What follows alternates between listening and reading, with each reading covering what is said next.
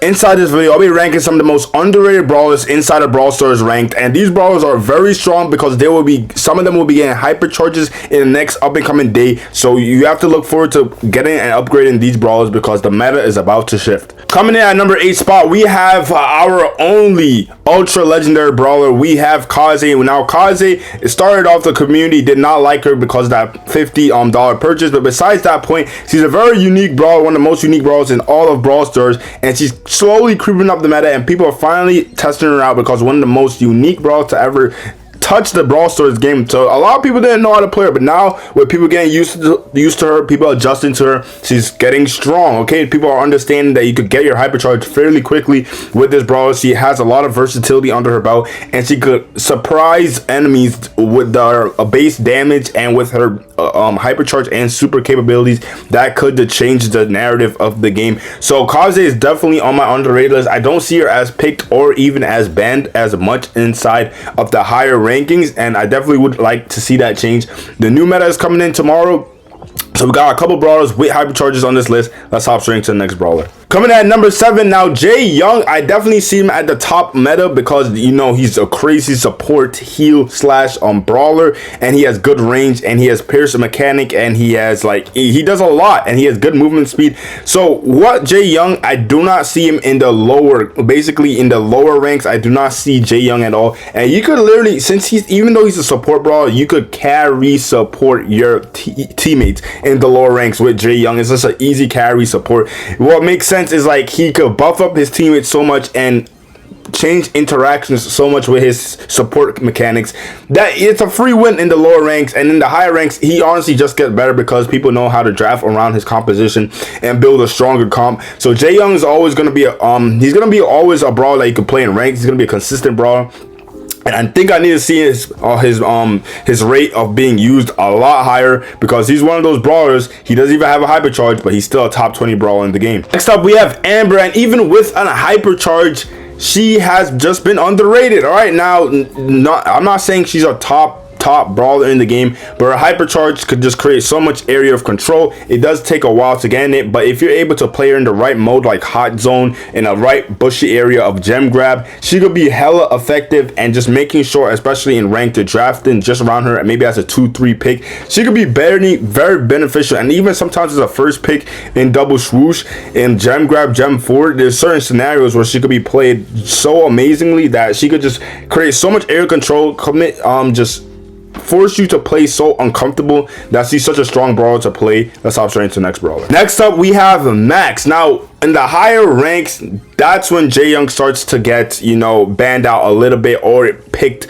quite frequently in the higher tier ranks. With that being said, Max is neither banned or picked, and I'm kind of curious as to why. She's an all-around strong brawler, and she does sneaky good damage, and then on top of it, she has one of the best gadgets where you could get out of a sticky scenario, tank damage, or play in an aggro position. And then with her super and hypercharge super, she's basically the Flash. Okay, so and she flashes up all your teammates.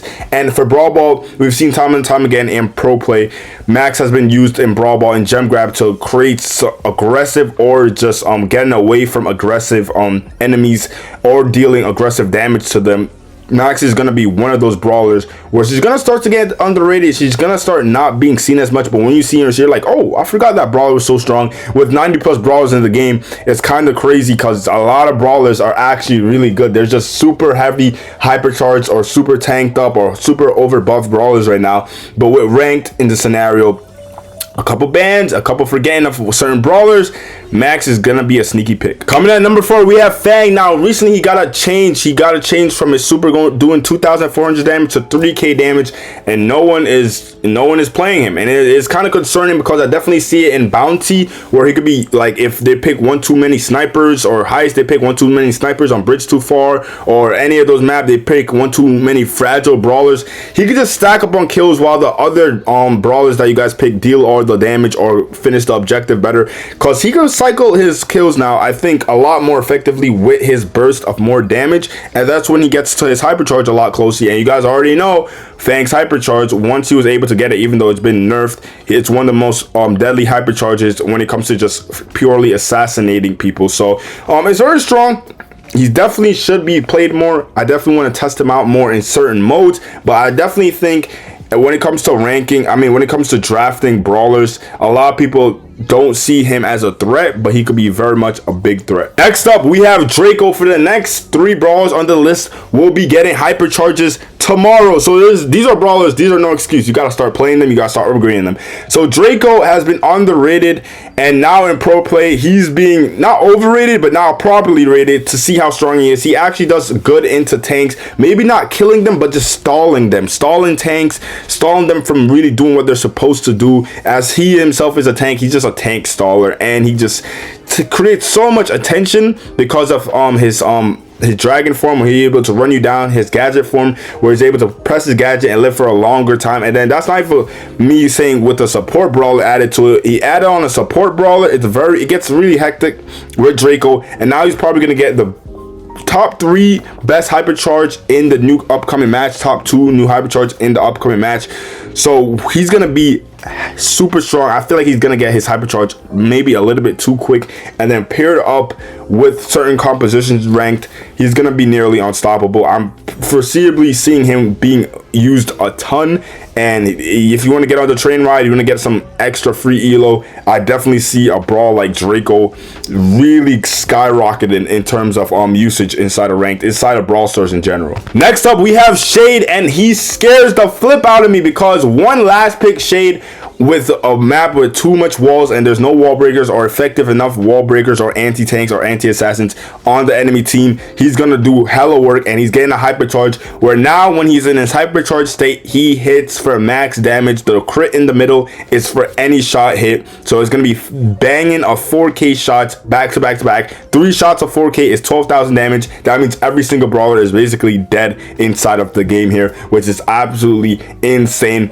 In those right kind of maps where there's one too many walls, you forget to draft effective wall breaker or effective anti-tank, and the enemy have second to last or even last pick, Shade will dominate. And it's a brawler. In the right hand, you guys see it in pro play inside tempo, he's destroying everyone. So it's very effective for you guys. I'm scared for everyone. You guys need to be playing this brawler or banning him, especially in those map environments. It's gonna be insane. I'm very excited to see just how strong it is. Now let's hop straight into our number 1 brawler that, even though with her rework, she's still underrated. Now we have Bonnie. Now I believe Bonnie is still effectively underrated, because yes, I do see her finally in the highest meta with dive stars, you know, diving on the save, but I think she could be used a little bit more, and I'm gonna prove that because with her new hypercharge, it's gonna be insane. So her hypercharge, basically once she jumps on someone, she's gonna be stunning them and already dealing her 2K damage and doing a more burst of damage. So like, she's gonna be able to effectively even kill some tanks and cause some trouble for some tanks. So she's gonna be very strong. She's gonna be like a sharpshooter assassin, which she was, and when she first came out, she's one of the most versatile brawlers. And I think she's gonna go back to that state where she's gonna be one of the most versatile brawlers. A brawl that like you're like, oh, I don't know who to pick. Like a brawler like Gus, a brawler like Bell, you know, a brawler like, you know, those brawlers where it's always, if you pick them, it's not that bad. Like a brawler like Carl. I think she's gonna be that brawler. As the only downside is obviously she does not have Pierce mechanic, but that's pretty easy. You could get any random brawler to pair up with her to deal with any kind of spawnables, any kind of Pierce mechanics that she struggles with. She's gonna be very strong. I'm very excited for the hypercharges to come out tomorrow. So look out for that. We're gonna be ranking the best hypercharges and just talking about how broken they are in our next video. So look out for that. God bless you guys. It's your boy Joe Slam. We're out here.